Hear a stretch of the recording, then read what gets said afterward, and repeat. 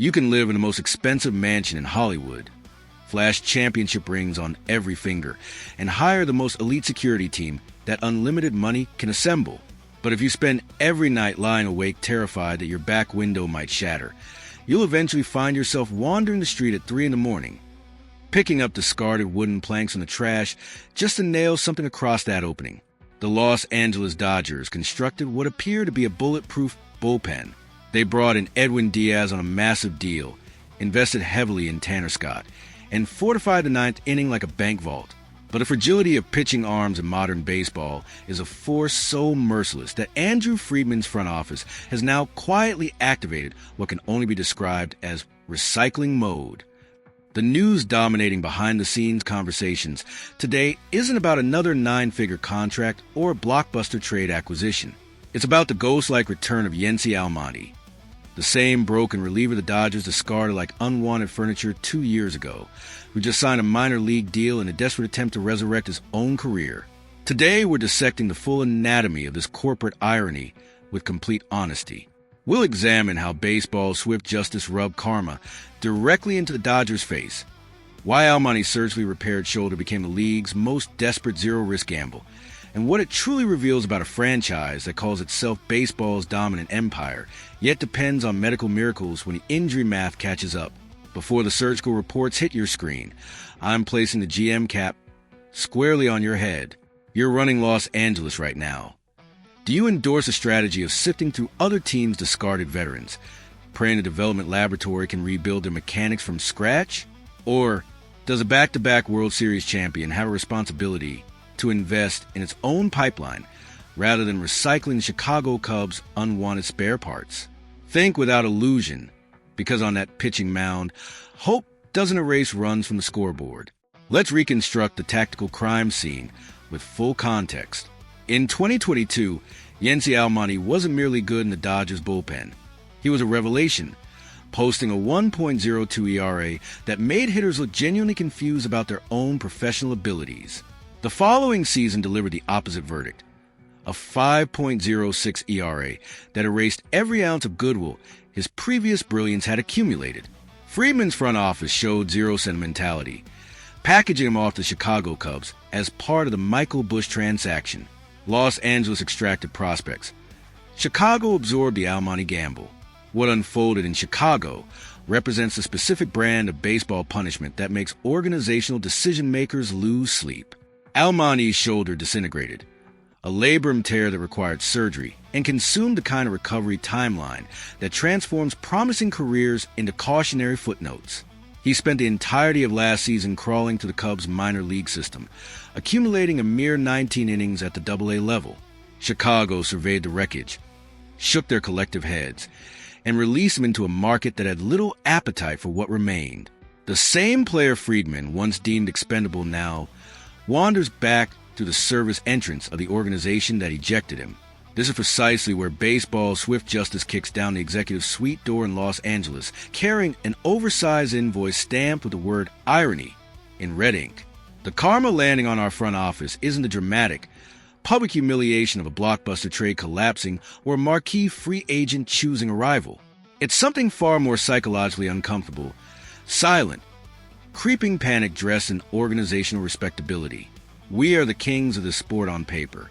The payroll is astronomical, the championship hardware is recent, and the roster reads like an all-decade team assembled through unlimited financial resources. Yet the naked truth underneath all that manufactured confidence is genuinely unsettling.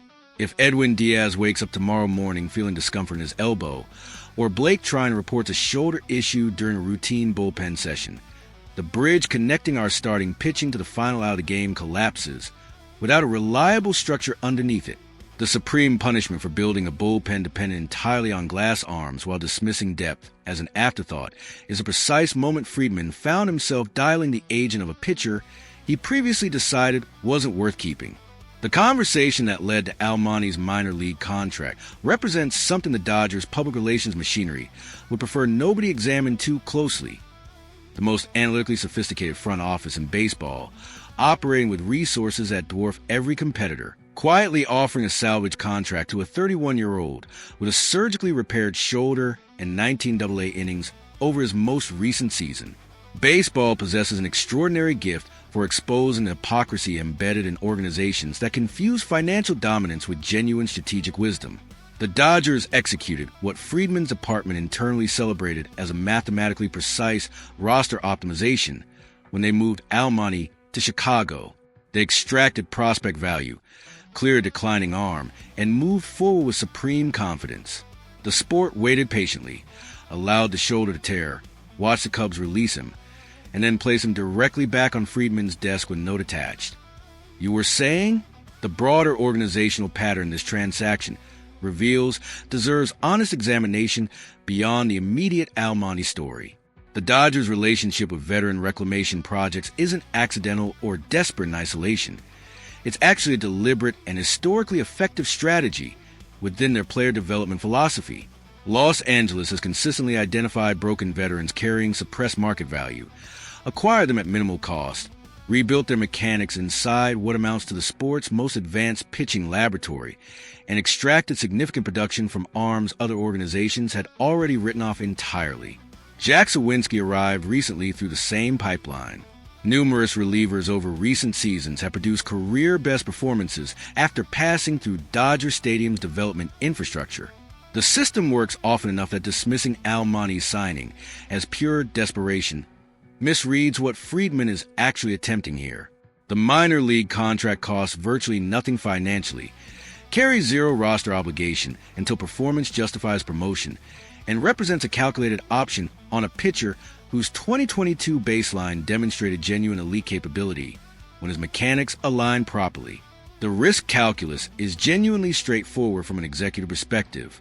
If Almonte's shoulder cooperates through spring training and his velocity returns to competitive levels, the Dodgers possess a legitimate depth piece who understand their system, their culture, and the specific demands of pitching in Los Angeles. If the shoulder fails again or the stuff never returns to useful territory, they release him quietly and lose nothing beyond the minor league salary that rounds to zero against their overall payroll commitment. What makes this story genuinely uncomfortable for the Dodgers' institutional pride isn't the transaction's financial dimension. It's the narrative it confirms about the current state of their bullpen depth. Every contending team carries some level of injury anxiety regarding their pitching staff. But when the franchise spending more than any competitor in baseball history finds itself recycling a pitcher it previously discarded specifically because its production had collapsed, the gap between the public-facing championship confidence and the private organizational anxiety becomes visible and measurable.